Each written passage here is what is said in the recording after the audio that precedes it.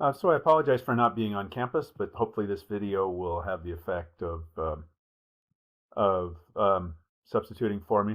I wanted to start by just going over the key to the electronegativity and bond polarity worksheet that you had due today.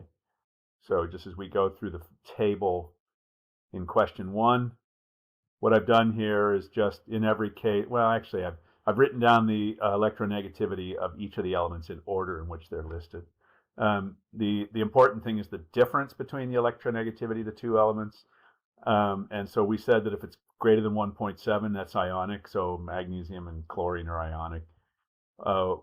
Hydrogen and oxygen, 1.4 polar. Carbon and chlorine, 0.5 polar. Nitrogen and hydrogen, 0.9 polar. Carbon and sulfur, essentially identical electronegativities, no difference, so a nonpolar bond.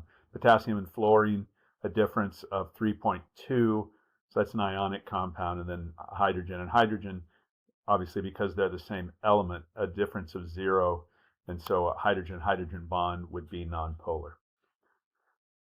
For number 2, hydrogen has an electronegativity of 2.1. All of these other halogens have higher electronegativities, but the highest of them is fluorine. So the hydrogen-fluorine bond is going to be the most polar, electronegativity difference of 1.9. These are the same molecules that were in the slides that we looked at the other day in class. For question 3, I took those 4 bonds that were given to you, oxygen fluorine, nitrogen fluorine, beryllium fluorine, and magnesium fluorine, and just wrote them off to the side here in terms of ranking them in terms of polarity. The least difference was oxygen fluorine at 0.5. The most difference was magnesium fluorine at 2.8. And the answer that had those in the correct order was B. For question 4, what you had to do was look at a difference and then look at another difference. And so the difference, you had to see what, say, for example, for A, what's the difference between aluminum and chlorine? 1.5. What's the difference between iodine and bromine?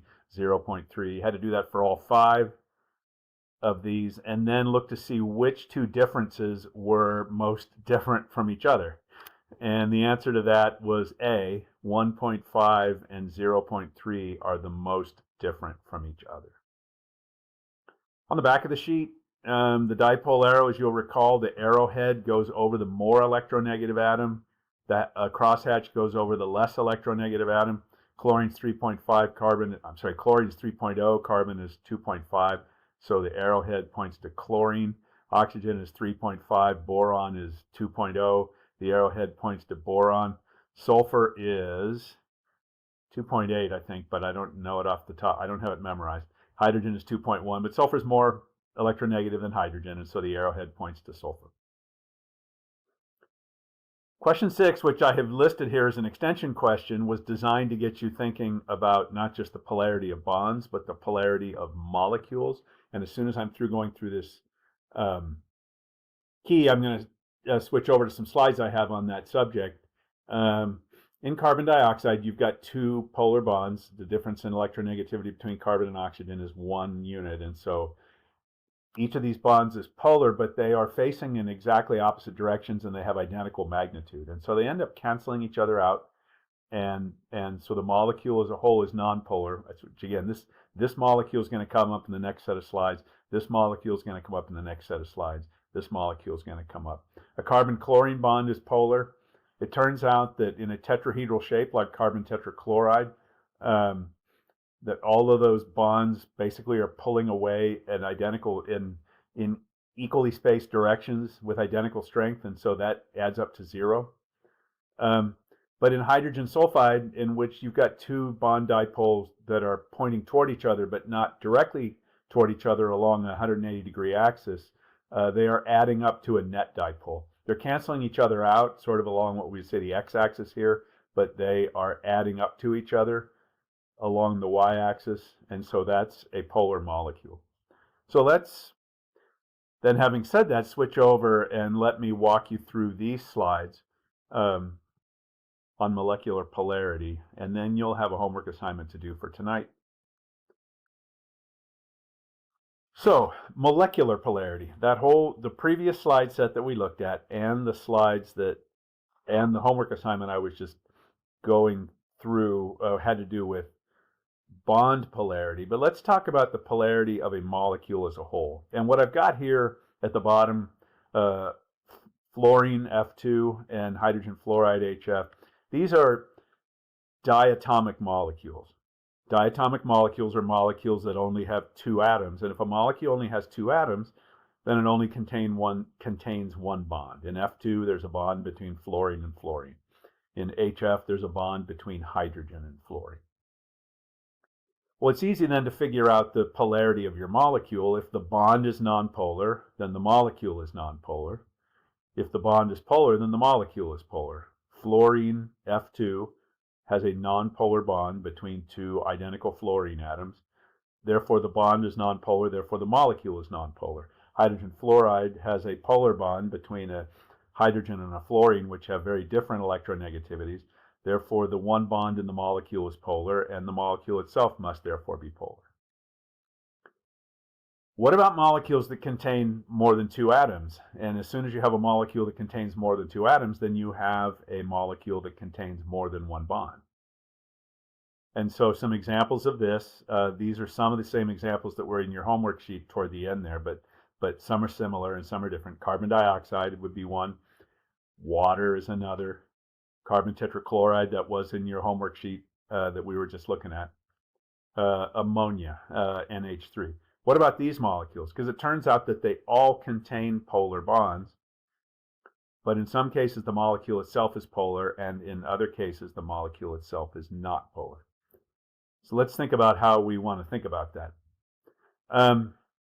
So here's a closer look at carbon dioxide. In carbon dioxide, you've got two polar bonds. The difference in electronegativity between carbon and oxygen is 3.5 minus 2.5 equals 1. So you've got two polar bonds, but they are lying along the same axis, and they are going in exactly opposite directions, and they are of equal magnitude, and therefore they just add up to 0. And you can see from the electrostatic potential map down at the bottom that although there is high electron density on the outsides of the molecule and low electron density on the inside, there's no sense in which you can say that one end of the molecule is partially positive and one end of the molecule is partially negative. You've got negative ends and positive middle, but you can't say that I've got a positive end of the molecule and a negative end of the molecule, and therefore it's nonpolar. And what this is meant to illustrate is that just because a molecule contains polar bonds, that does not in itself mean that the molecule as a whole is going to be polar. It's only going to be a polar molecule if those individual bond dipoles add up to an overall molecular dipole. And in carbon dioxide, they do not. They cancel each other out. You can kind of think of it as being a tug of war between two equally strong people. And so nothing happens. They add up to 0. Now, another very common example of a compound that contains polar bonds and is polar is water. And so you can if you just look at the difference between the electrostatic potential maps here, in both cases you see red and you see blue. The difference is that in carbon dioxide, it's never the case that there's a red end of the molecule and a blue end of the molecule. Like I said before, it's red on the ends and blue in the middle. But now with water, you've got a red end of the molecule and a blue end of the molecule. And now that is a polar molecule. And if you take a look at the two bond dipoles in water, they are equal in magnitude, but they're not lying along the same axis.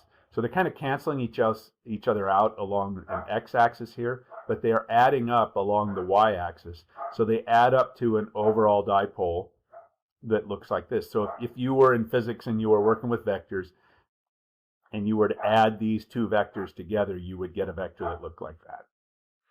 So by adding the individual bond dipoles in water, you can determine the overall dipole for the molecule, which in water is shown there toward the bottom. In water, the individual dipoles add up to a molecular dipole, and so water is a polar molecule. So if I was there today, I would have now flashed this thing up on the screen and solicited eager volunteers to come up and draw Lewis structures of each of these molecules and tell me whether or not they were polar.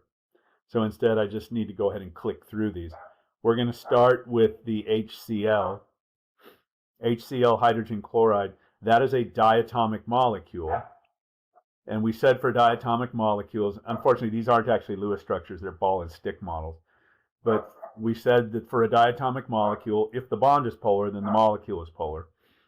This is a polar bond between hydrogen and chlorine, difference of 0.9, and therefore it's a polar molecule. NH3 now has 3 bonds in it. NH3 is a trigonal pyramidal molecule.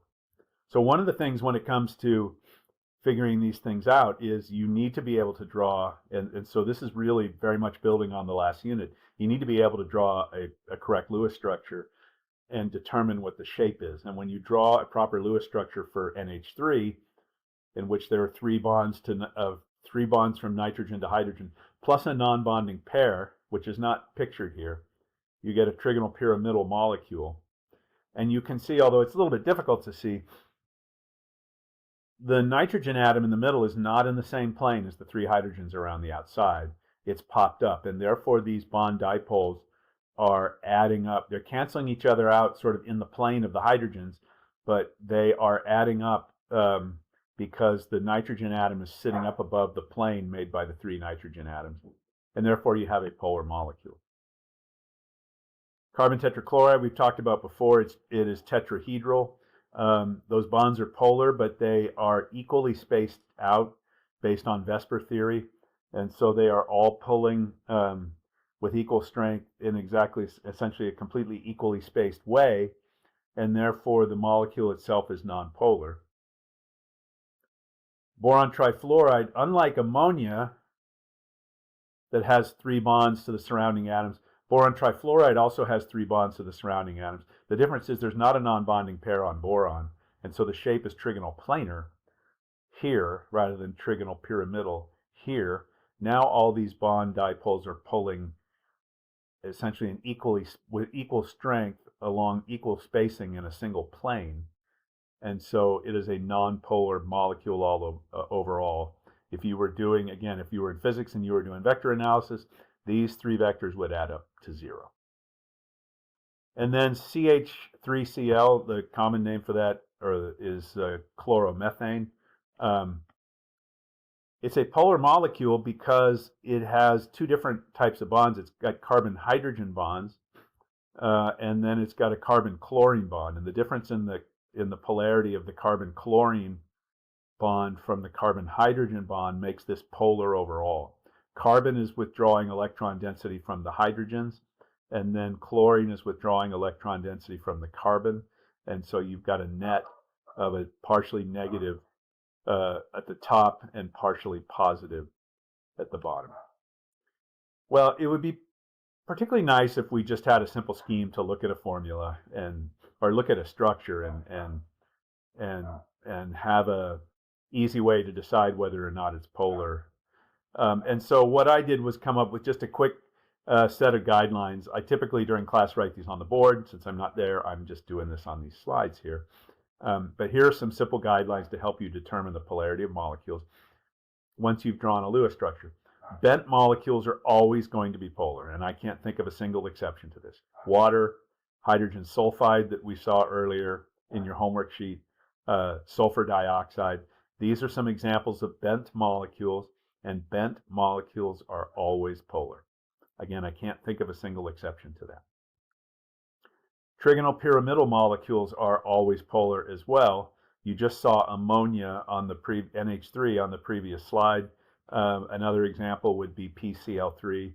And once again, every trigonal pyramidal molecule that I can think of is polar, and I can't think of any exceptions.